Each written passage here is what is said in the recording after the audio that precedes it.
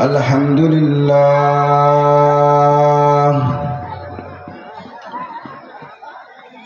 الحمد لله وكفى وسلام على عباده الذين اصطفى أما بعد فأعوذ بالله من الشيطان الرجيم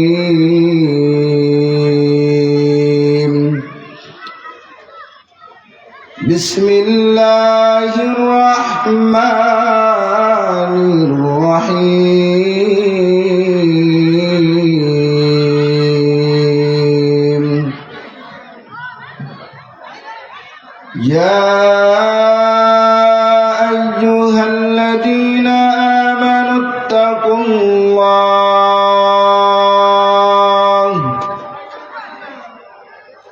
حق تقاته ولا تموتن إلا وأنتم مسلمون آمنت بالله صدق الله العظيم وصدق رسوله النبي الأمي الكريم ونحن على ذلك من الشاهدين والذاكرين الشاكرين والحمد لله رب العالمين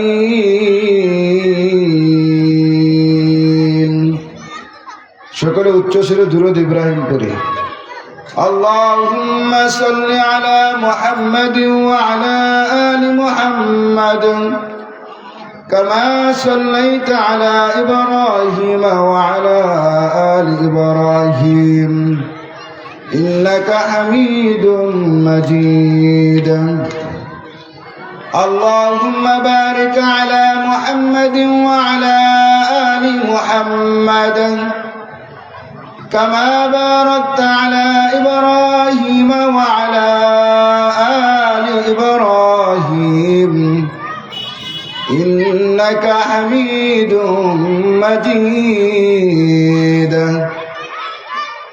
سبحانك لا علم لنا إلا ما علمتنا إنك أنت العليم الحكيم الحمد لله হিফজুল কোরআন cadet মাদ্রাসার চতুর্থ বার্ষিক ইসলামী মহাসম্মেলনের শ্রদ্ধেয় সভাপতি আলহাজ হাফেজ কারি আব্দুল কাদের সাহেব দামাত বরকাতুহুম আজকের মাহফিলে আমন্ত্রিত আয়োজনে কেরাম সামনে উপবিষ্ট বাবার সমতুল্য মুরব্বিয়ানে আজম সমবয়সী যুবক ভাইয়েরা স্নেহের ছোট ভাইয়েরা আল্লাহ তাআলার দরবারে শুকরিয়া আদায় করি যে আল্লাহ রব্বুল আলামিন জান্নাতের বাগানে দুনিয়ার শ্রেষ্ঠ স্থানে বসার তৌফিক দান করেছেন সেই জন্য শুকরিয়া আদায় করি আলহামদুলিল্লাহ। আয়াতে কারিমা তিলাওয়াত করেছি, এর উপর দু একটি কথা বলবো, যেন বলনেওয়ালা শুননেওয়ালা সকলকে আমল করার তৌফিক দান করুন। সকলে বলে আমিন। কোরআনে হাকিমের শুরুতেই আল্লাহ রব্বুল আলামিন বলতেছেন, ইয়া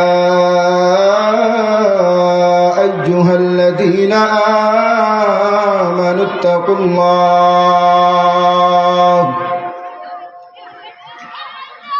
হে ঈমানদারগণ তোমরা আল্লাহ তাআলাকে ভয় করো। ইত্তাকুল্লাহ, ভয় করার মতো ভয় করো। কেমন ভয় করার কথা বলতেছে? তাকিদ দিয়ে বলতেছে যে আল্লাহ তাআলাকে ভয় করো, ভয় করার মতো ভয় করো। যদি এখানে বলেই স্টপ হয়ে যেতেন তাহলে একটা কথা ছিল। আল্লাহ তাআলা বলতেছেন, ইয়া আইয়ুহাল্লাযীনা আমানুত্তাকুল্লাহ, হে ঈমানদারগণ, তোমরা আল্লাহ তাআলাকে ভয় করো, حق تقاته ولا تموتن إلا ভয় করার মতো ভয় করো, ওয়ালা তামুতুন্না ইল্লা তোমরা মৃত্যু কামনা করিও না, মৃত্যুর আশা করিও না, ইল্লা তবে ইস্তিসনা করে আলাদা করে বলতেছে, ইল্লা তবে মৃত্যু কামনা করবে, ওয়া আনতুম মুসলিমুন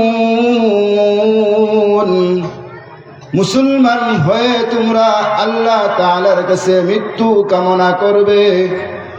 পরিপূর্ণ মুসলমান হওয়ার পর মৃত্যুর আশঙ্কা করবে, কারণ মৃত্যুটা খুবই ভয়ানক একটা জিনিস, মৃত্যুটা খুবই আশঙ্কা একটা জিনিস। যে মৃত্যুর কেসের ভিতরে পড়ে গেছে, যে মৃত্যুর আকারেতে পড়ে গেছে, তার প্রত্যেকটা সিঁড়ি, প্রত্যেকটা স্থান পাড়ি দিতে তার দ্বারা কষ্ট হয়ে যায়। এই কারণে বলতেছে মৃত্যু কামনা করবা, তবে কি হয়ে? মুসলমান হয়ে, পরিপূর্ণ মুসলমান হয়ে কি করবা? মৃত্যু কামনা করবা। তাহলে আয়াতের শুরুতে আল্লাহ তাআলা বলতেছেন যে ভয় করো, ভয় করার মতো এমন ভয় করবা যে ভয় করার কারণে বান্দার ভিতরে যখন আল্লাহ তাআলার ভয় পরিপূর্ণ আসবে, বান্দার ভিতরে যখন আল্লাহ তাআলা পরিপূর্ণ ভয় প্রবেশ করবে, তখন বান্দা নামাজ ছাড়তে পারবে না। পারবে? বান্দার ভিতরে যখন আল্লাহ তাআলার ভয় পরিপূর্ণভাবে চলে আসবে, বান্দা তখন সমাজের ভিতরে কোনো খারাপ কাজ করতে পারবে না। বান্দার ভিতরে যখন আল্লাহ তাআলার ভয় চলে আসবে, বান্দা তখন হিসাবের ভিতরে কম দিতে পারবে না, টাকা লেনদেনের ভিতরে কারসিট করতে পারবে না। আর বান্দার ভিতরে যখন আল্লাহ তাআলার ভয় না থাকবে, বান্দার যখন যা মন চাই তাই করবে। এই কারণেই বান্দার ভিতরে সাহাবীওয়ালাদের ভয় যদি না থাকে, তাহলে বান্দার মন ইচ্ছায় যা মনে চায় বান্দা তাই করতে থাকে। খলিফাতুল মুসলিমিন হযরত আবু বকর সিদ্দিক রাদিয়াল্লাহু তাআলা আনহু, আল্লাহ রাব্বুল আলামিন দুনিয়ার জমিনে 10 জন সাহাবীকে জান্নাতের সার্টিফিকেট দিয়েছেন। তার মধ্যে প্রথম সিরিয়ালে তিনি হলেন হযরত আবু বকর সিদ্দিক রাদিয়াল্লাহু তাআলা আনহু। হযরত আবু বকর সিদ্দিক রাদিয়াল্লাহু তাআলা আনহু কেমন সাহাবী ছিলেন, এমন দিলওয়ালা সাহাবী ছিলেন। পয়গম্বর যে কোনো জিনিস চাওয়া মাত্রই, যে কোনো জিনিস আবদার করা মাত্রই আবু বকর নিজের জীবনটা, পুরা ফ্যামিলিটা আল্লাহর নবীর সুবর্দ করে দিতেন, আল্লাহর নবীর জন্য পরিত্যক্ত করে দিতেন, বাজেয়াপ্ত করে দিতেন। এত ভালোবাসতো আবু বকর আল্লাহর নবীকে।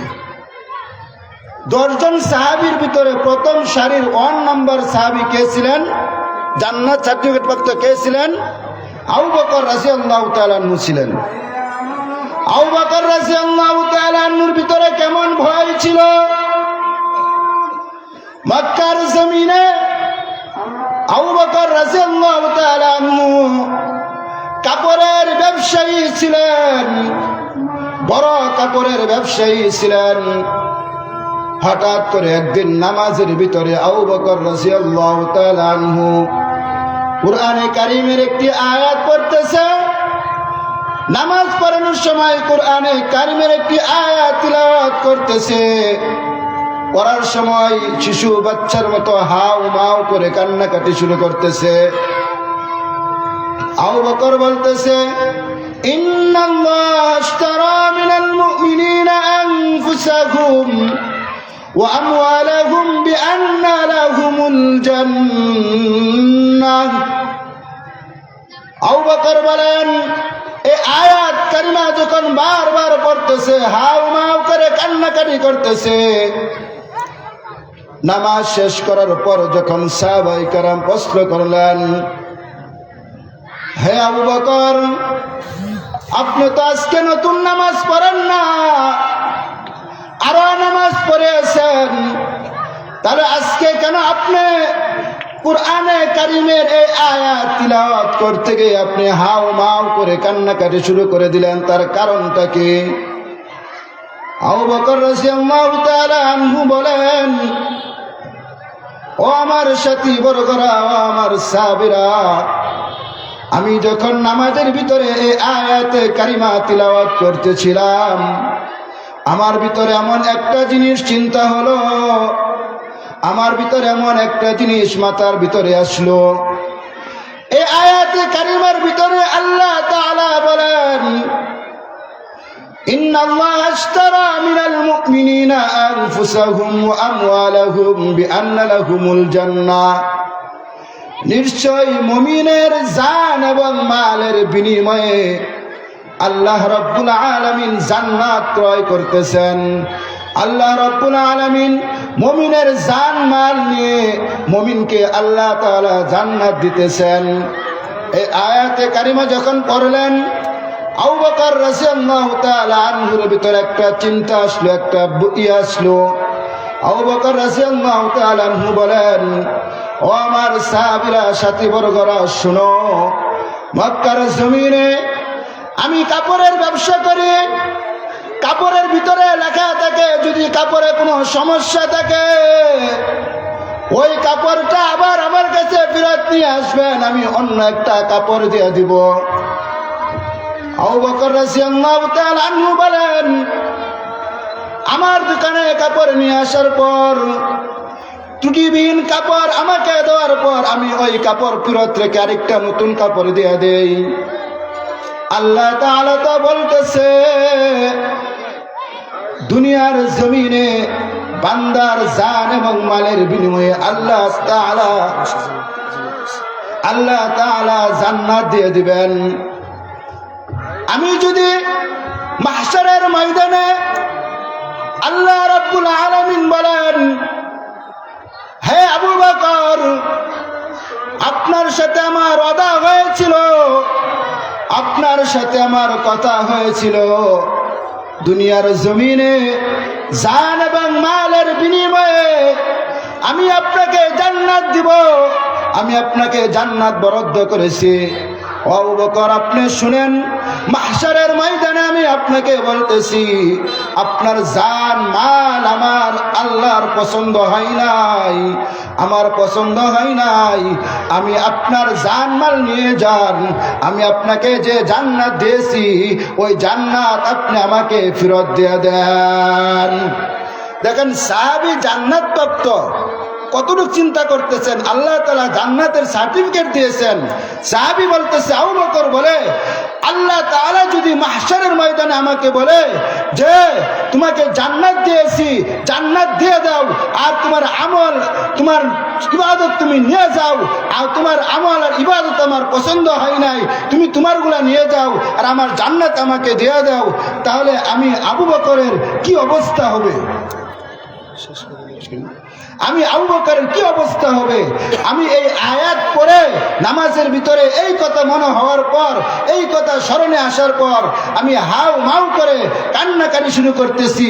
দেখেন, একজন খলিফাতুল মুসলিমিন, আল্লাহর নবীর সবচাইতে প্রিয় সাহাবী আবু বকর, সেই আবু বকরই আল্লাহ তাআলাকে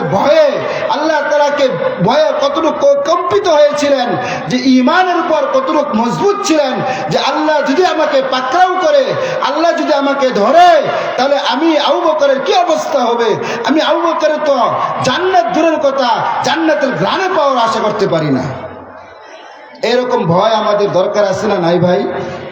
দুনিয়ার সামান্য সময়, 60-70 বছরের হায়াতের জিন্দেগি যদি শেষ হয়ে যায়, রূহটা চলে গেলে আমাকে আপনাকে আর কেউ কোনোদিন নাম ধরে ডাকবে না, লাশ বলে আখ্যায়িত করবে। এই ছোট্ট জিন্দগির ভিতরে একমাত্র আমল দেয়া আপনার আমার জীবনটা সাজানো ছাড়া বিকল্প কোনো রাস্তা নাই।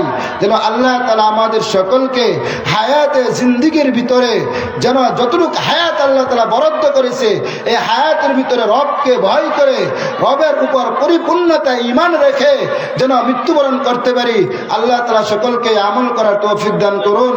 আমিন। ওয়া আখিরু দাওয়ানা আলহামদুলিল্লাহি রাব্বিল আলামিন। আসসালামু আলাইকুম ওয়া রাহমাতুল্লাহি ওয়া বারাকাতুহু। আলহামদুলিল্লাহ।